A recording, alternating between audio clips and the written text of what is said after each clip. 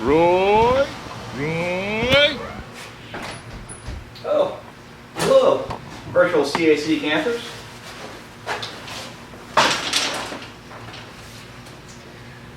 Welcome to the CAC Woodshop.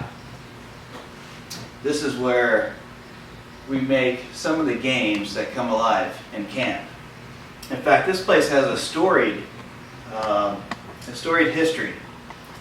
This is the place where Jack Scott perfected the wooden golf shaft. So there is a tremendous amount of history here. In fact, here on the ranch, we not only build stuff here out of wood, but we also have our own textile shop where we make these fabulous camp shirts and staff shirts. And the one I'm wearing here today is from 2000, that's 20 years ago.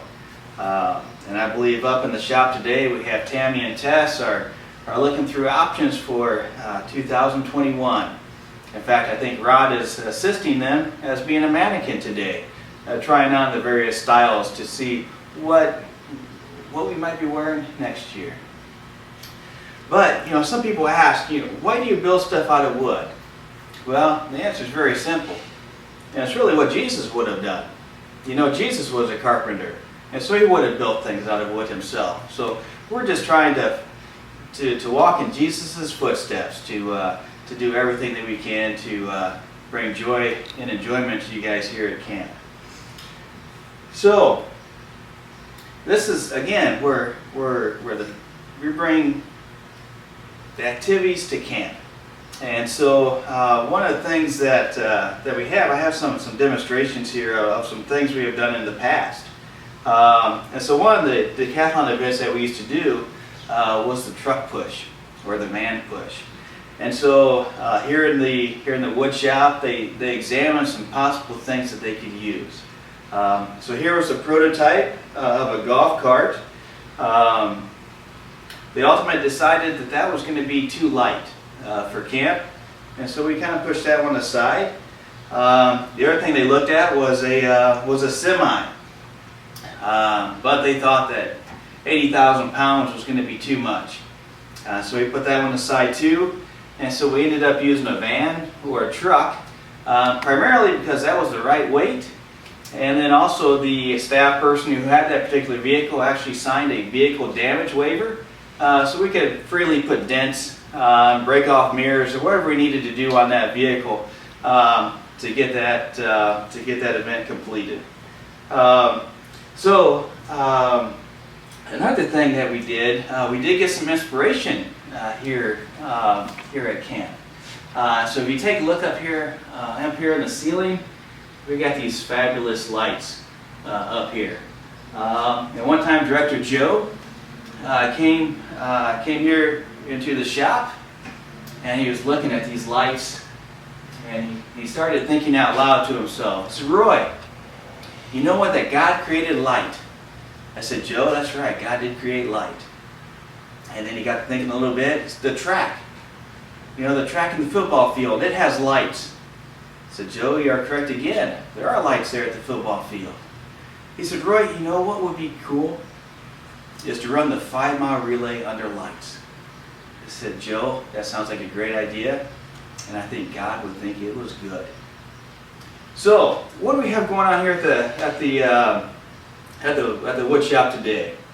Well, I am constructing the possibility of doing full contact checkers. And what I'll do is, here, let me clear these things out, and I'll show you what the prototype of that looks like and how it works. All right, so again, here in the shop, we're making a prototype for full contact checkers. Some items that you'll need here is you'll need some dark and some light wood. These here, I'm making me 2-inch squares for my checkerboards. So I got a dark and a light wood here. I got 4 strips, 2 dark, 2 light. I think these ended up when I started maybe about 4 feet, 5 feet long, something like that. And so my 2-inch strips, I glued those together so that you get a blank that looks like this. And then what you do, then off these blanks here, you'll cut 2 more inch pieces. So you have pieces that look like this. You'll need 16 of these that look just like this. Then you take your first 8 of these and you glue them so that you get the checkered pattern. So then you get 2 groups of 8. So you get 2 groups of 8. You can put those together and you come up with your full checkerboard, which looks something like this. Alright. And then sometimes you can get fancy too, and you can put a frame around it, like I did with this one here. I put a frame around it. So this is a pretty extensive demonstration board for our trial for camp. So, but I know you guys are at home, so you guys might want to make one of these yourselves. And so I'll tell you what, here's some of the tools that you'll need to be able to make this. So over here in this part of our wood shop, we have the lathe. The lathe is where we're going to make our checker pieces. One here, I got some blanks here made up here already there. You'll need a drill press. You'll need a surface planer. You'll need a joiner. You'll need a bandsaw. You'll need a miter saw. You will need a shaper. Over here on this side of the shop, you'll need a table saw. Now, of course, you'll need wood. You need wood to build this thing up here, so I got all kinds of walnut up here for my dark wood. Clamps, you'll need clamps. You can never have too many clamps. I have quite a few clamps around the shop here. And then the radio. Radio is useful for breaking up the monotony in the shop, that kind of thing. As well as picking out dance music. You can pick out dance music every once in a while. That particular boombox model there, I believe that was used for the very first CAC dance back in the 1980s.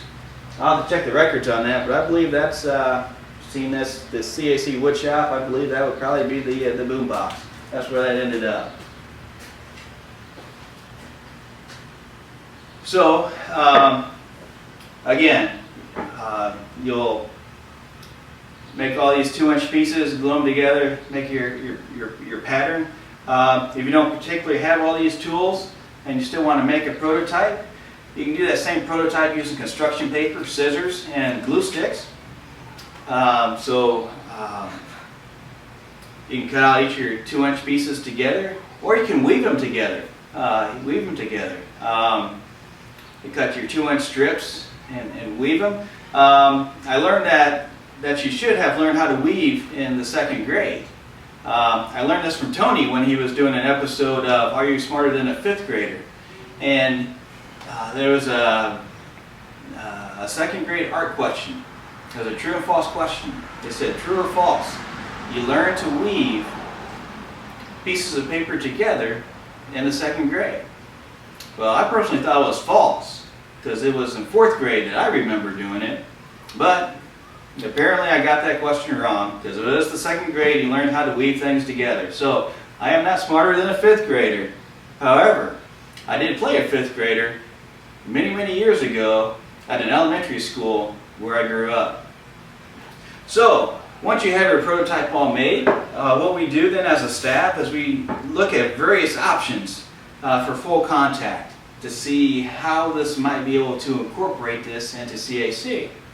And so we'll look at the various options to see whether or not this can be a standalone session, for all 5 days, or something we can integrate into recreational sports, or something we might be able to add to heart starters.